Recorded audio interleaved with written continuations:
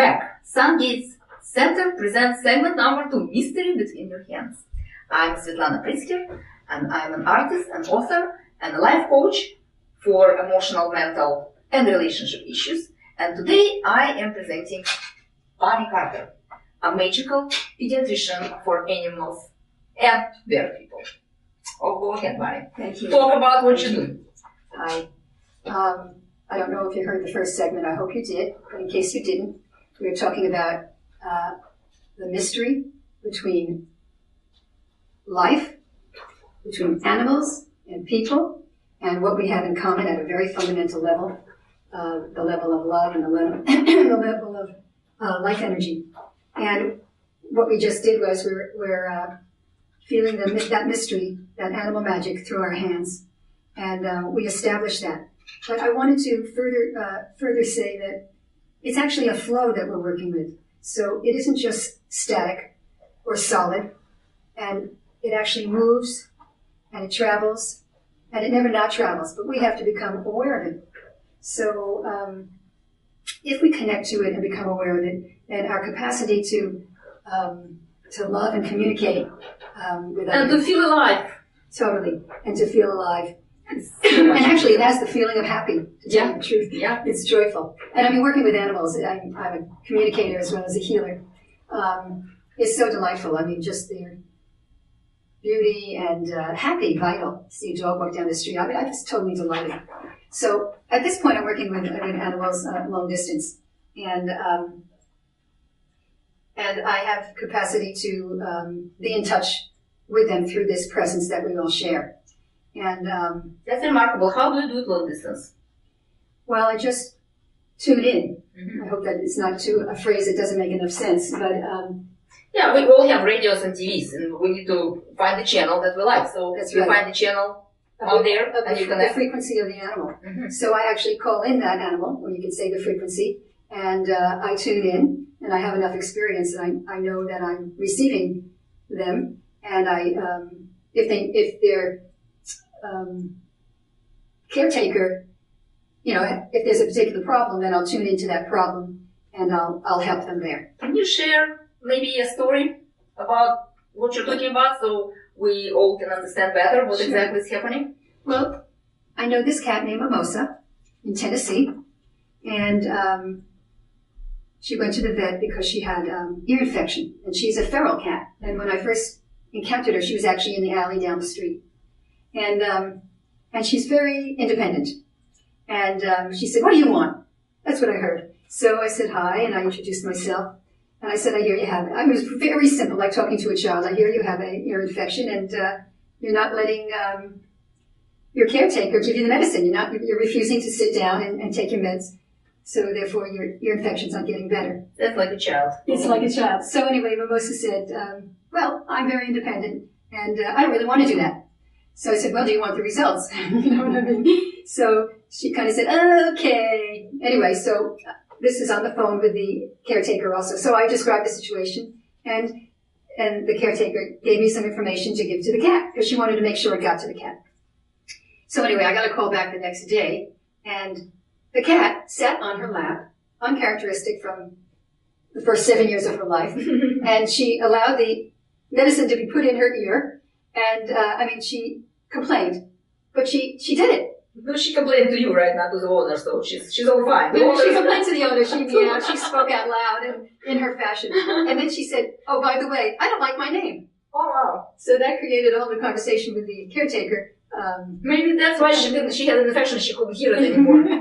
Maybe. So anyway, we had a dialogue, and she decided on another name, and so that's what happened. So that's a little delightful story, and so I feel like I have little friends all over the place. Yes, you are, and how amazing. Imagine you are traveling in a country which language you don't know, and you really can get stuck and not understanding the signs. And of course, many places have English translations, but in many places we don't. Like Latin American countries, for example, I've traveled the world a lot, connecting to all kinds of animals, and you go crazy when you don't know what to do, nobody understands you. And imagine you find somebody who actually can speak English. And you go so happy, you don't care who this person is, because finally somebody can give you that information, you're so grateful. So I can imagine what people feel when they finally get to know what their animals were complaining about or what they wanted. And sometimes there are some amazing messages. I know from my experience with wild animals, that they actually telepathically convey messages. And when I write my totem stories, I have about 20 books written on Amazon. You can find them under my name, Svetlana Prisker. These are children's stories, but when I talk to animals, they actually give a very particular message that is for humanity, which I incorporate in my books, and I brought a few of them here, but eventually it's going to be 64 books that teach you the messages of the wild.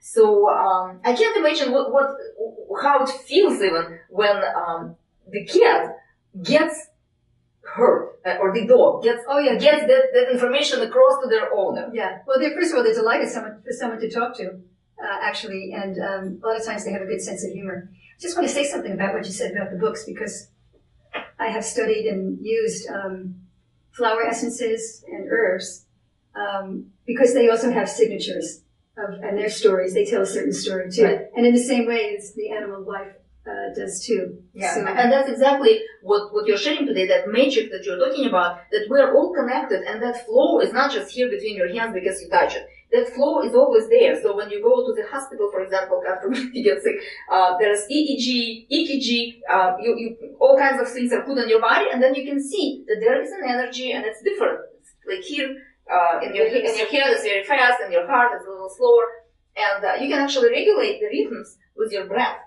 So when you are working with animals, or when you're just sitting next to an animal, what normally happens? You actually take a breath and you relax. Totally. I know exactly what you're saying. I might have mentioned it in the last section, but when a cat is purring, they are radiating that softness of that presence of the life force, and it really is commanding the environment to that rhythm.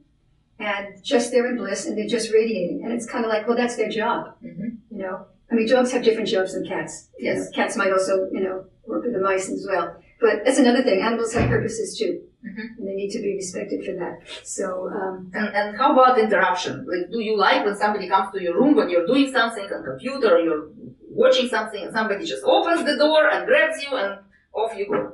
Oh yeah, like to the animal, you mean? Yeah, this is how we experience life, but animals are our servants. They serve. And so when you're talking about cat laying there and having all the fun in the world and all the bliss, and somebody comes along and... Yeah, no, we have a responsibility to be in relationship with our animals. And one of the reasons why I bring up the point about the energy between the hands as a way to understand it and feel it is that if we're relating to the animal through love, we're naturally respecting what they do naturally. So if they're in a bliss state, let them be there and receive what they're giving. You know what I mean? It's, I like to use the analogy of a bridge. And the bridge between me and an animal is a two-way street. And if we can feel where they really live and where we can really live if we slow down and allow it, then we'll naturally be able to respond in a conscious way and in a proper way. And it's not it's not rocket science, is what I'm saying. No. It does take some practice, and it takes some willingness and some openness. And some awareness, because as you're saying that it is a bridge, then it's a two-way bridge. It's how you feel the animal picks it up. It's totally. And so what happens to the animal when we feel afraid, when we feel stressed, when we feel pressed for time? What happens to the animal? Well, the animal is so kind and compassionate. They want to take that away from you because they know how. Yeah. And so what do we do normally when we're stressed and the cat is there, the dog is there? What would we normally do? Well, and I'm guilty of this, not recently, but certainly earlier in my life. I go to the animal and I'm petting the animal, but essentially I'm saying, you can have my stress now, and you're so loving and wonderful. You can have my stress now, thank you. And then I walk away, and I'm stress-free. And they're more detached than I'm saying. They're not. Right, they're not translating their feelings mentally, but they have energy in motion. Our emotion translates into energy in motion. That's where your modality with the emotional release, is such an important thing, because animals have emotions. They're just not translating them as a mental emotion. They're translating them as feelings. But if they experience that one time after another, what happens then? Well, just like humans, they can get ill, to tell you the truth. Yeah, and the technique of trapped emotional release definitely released hundreds of emotions off people and thousands probably on people, but on the animals too. And, they're so responsive because they don't carry all the weight that we carry. So, emotional weight. Can you show one thing about that? Like how do you actually, when the animal is all plugged in with all the stuff, can you show one thing with your hand that you can do to actually... Oh, to the audience? Sure. Yeah, to actually release that. All the stuff that you packed into your animal, how can you actually help the animal after you finish that thing? What do you do? Well, there's something called an energy bath. Mm-hmm. And so if your animal is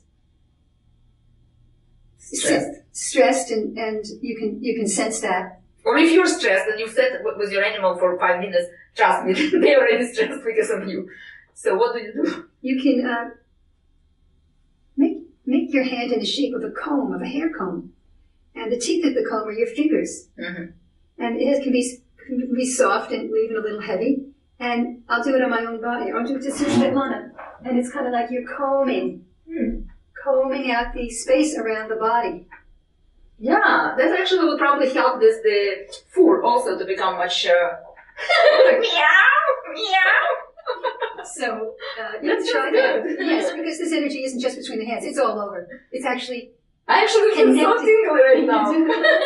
It's connecting. It's a connector, and it's very real, and it's something to be.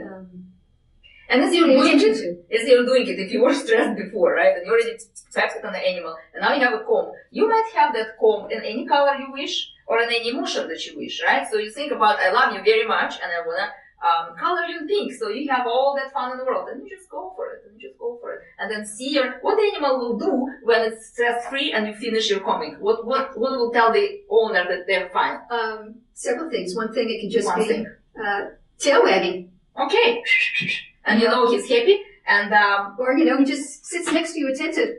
Yeah, and one thing that you showed me that I love so much was like, oh yeah, when the animals shake, that means they're integrating and they're just releasing, and then you've done your job. They're You've done your job.